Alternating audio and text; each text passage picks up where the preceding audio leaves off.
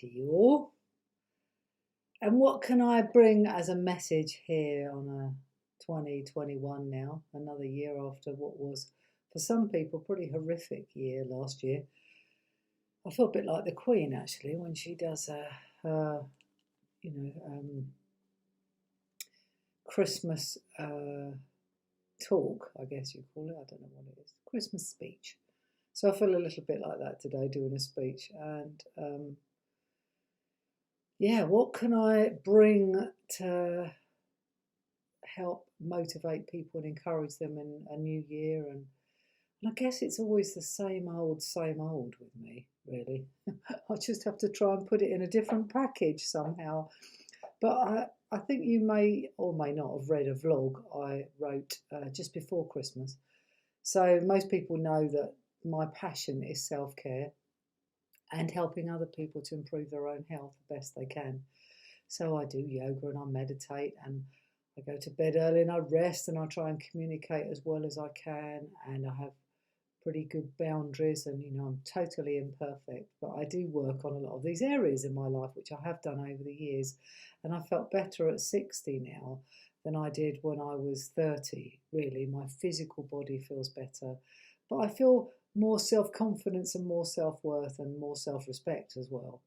So I went to the doctors, which I'd shared in this blog, and she'd done all the tests and blood tests and this and that and the other, and weighed me and asked me my lifestyle, and did I smoke, did I drink, how many units, what did I do, blah, blah, blah. Anyway, this piece of paper spewed out after about half an hour. And she looked at the notes and she looked at me and looked at the notes, and she just basically said, how old are you? So I said, well, I'm 60. And she said that she'd never seen such amazing results in 7 years for someone of my age. And she was just quite impressed, and I wasn't there to impress her because that's not my style. But for me, it just meant so much, because I'm not suggesting for a minute that you can have the same sort of health as I can if you do what I do, because often people don't have great health and they do look after themselves pretty well. But what I do know is if you look after yourself the very best you can, even when you have difficulties and struggles and problems that come up and challenges, you'll be able to manage them so much better if you're in great shape. Just even drinking plenty of water. I work at the hospital taking blood a few mornings a week, and I really make sure that I hydrate myself. In fact, I read something from somebody recently. In fact, it's somebody I know, I won't mention their name, but their little girl had written them, their mum, a thank you for being you type. I guess it was like a thank you for being you, mummy, at Christmas, and thank you for all you do. And she wrote down, thank you for helping me to make sure I stay hydrated. And I think she's only about 8 or 9. And I just thought, wow, it was really important to the mum to stay healthy and drink well and look after herself, I guess. And because the mum did it for herself, the little girl was being grateful that she, did it for her little girl. And I just thought, wow. So obviously we are an example to others. It's no good talking the talk, you've got to walk the walk. So what I've found is by really upping my self-care, really try constantly looking for areas that I can improve my self-care in. And what it does is it helps massively with resilience.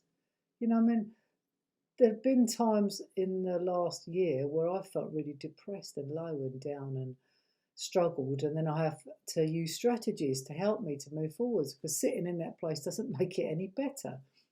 I've spoken about the 3 A's many times. First of all, acknowledge how you feel. And then you have to somehow accept what is, whether you like it or not. But the key is what actions, what can you do about it? So I've spoken about that over the years and many different things.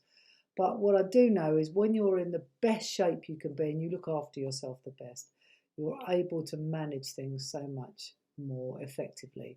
And right now there's a lot of people, I think, struggling seriously with mental health and physical contact. I haven't seen my mum properly since last March. Actually, it's not completely true. She was in hospital, so I was able to get some access to see her then. But it's really hard. It was her birthday on Boxing Day and she wanted to cuddle me, and of course she wasn't able to. And she came towards me and I could feel my heart breaking a bit and I could feel myself crying. And then I had to get home and get on with it to the best I could. I acknowledged how I felt, which was upset. I had to accept the way things are with COVID and the nursing home, and what can I do about it? Try and keep it in the day. That's all I can do really. So my message this 2021 is to really look at what what you did last year. Did it work? Didn't it work? What could you improve?